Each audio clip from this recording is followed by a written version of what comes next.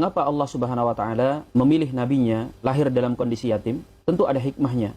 Allah taala yang Maha Kuasa tentu mampu melahirkan nabinya tersebut sallallahu alaihi wasallam di tengah-tengah keluarga yang orang tuanya masih utuh.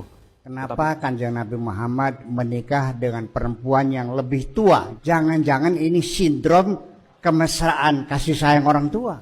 Ada 8 hikmah Rasulullah dilahirkan dalam kondisi yatim. Yang pertama, untuk menjauhkan beliau dari tuduhan bahwa ajaran yang beliau bawa adalah warisan dari orang tuanya, dari kakek-kakeknya. Dengan beliau lahir dalam kondisi yatim, beliau tidak di bawah pengaruh daripada orang-orang tuanya. Yang kedua, menjauhkan beliau dari kecenderungan bermewah-mewah dan bermegah-megah. Kita ketahui bahwa Nabi SAW adalah keturunan tokoh Quraisy, yang mana kakek beliau adalah pemimpin masyarakat Mekah. Sehingga bisa jadi, jika kondisi beliau memiliki orang tua yang masih utuh, beliau terjerumus dalam kehidupan yang penuh dengan kemewahan. Yang ketiga, untuk menguatkan keteladanan beliau sebagai uswatun hasanah. Beliau menjadi teladan orang-orang kaya dan orang miskin, orang kuat dan orang lemah, pejabat dan rakyat jelata. Maka ketika Nabi SAW lahir dalam kondisi yatim, untuk menguatkan keteladanan bagi orang-orang lemah, khususnya anak-anak yatim, bahwa Nabi mereka juga adalah anak yatim, tetapi tidak menghalangi untuk meraih prestasi menjadi orang besar dan menjadi pribadi yang agung. Yang keempat hikmahnya adalah untuk menjadikan pribadi Nabi SAW sosok yang terbiasa dengan perjuangan dan keprihatinan sejak masa kecil. Menjadi Nabi artinya menjadi pejuang, menjadi orang yang siap mengorbankan segala-galanya untuk dakwah. Maka dari sini Nabi SAW ditempa sejak masa kecilnya untuk menjadi pribadi yang kelak, kokoh dan kuat. Yang kelima hikmah mengapa beliau dilahirkan dalam kondisi yatim, untuk menampakkan irhas dan penjagaan Allah Subhanahu wa taala kepada calon nabinya. Nampak jelas jika kita baca sirah nabawiyah bagaimana Allah taala menjaga Nabi SAW dari berbagai macam hal keburukan. Ini sebagaimana firman Allah Subhanahu wa taala, "Alam yajidka yatiman fa'awa." Bukankah kami telah mendapati engkau Muhammad ketika masa kecilmu yatim, maka kamilah yang mengurusmu. Yang keenam, lewat inilah Allah Subhanahu wa taala menjalankan skenario tarbiyah untuk calon nabinya. Rasulullah SAW bersabda, "Addabani Rabbi fa ahsana ta'dibi." Rabbku telah mendidik aku sejak kecil, maka dia mendidik aku dengan sebaik-baiknya didikan. Dengan keadaan beliau yang yatim itu, Allah buat Rasulullah berpindah-pindah asuhan sejak masa kecilnya.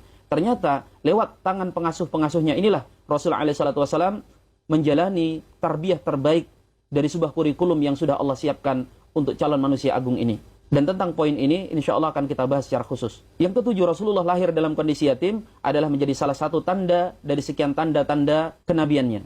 Banyak riwayat menyebutkan bahwa para pendeta-pendeta Nasrani mengetahui kenabian Nabi SAW setelah terkonfirmasi bahwa beliau adalah seorang yatim.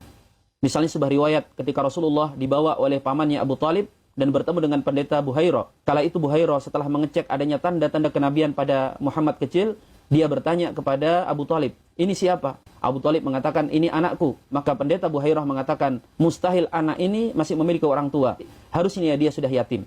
Yang kedelapan, kalau berbicara kondisi yatim atau kondisi prihatin sejak masa kecil, hampir seluruh nabi mengalaminya. Karena para nabi dan rasul itu memang sudah Allah persiapkan sejak kecil untuk menjadi pribadi-pribadi yang kuat dan agung. Nabi Musa alaihissalam lahir dalam kondisi yatim. Demikian juga Nabi Yusuf ditinggal wafat ibunya ketika masa kecil. Bahkan kemudian beliau terbuang, terjauh dari keluarganya sejak masa kecil. Semua keadaan itu adalah keadaan yang dalam tanda kutip normal bagi para nabi dan rasul. Maka mengkaitkan keadaan yang seperti itu dengan sindrom kemesraan, kurang kasih sayang, ini sebuah analisa yang ngawur sengawur-ngawurnya. Kalau itu terjadi pada diri nabi dan rasul, pasti Nabi Yusuf itu akan menjadi pribadi yang jahat.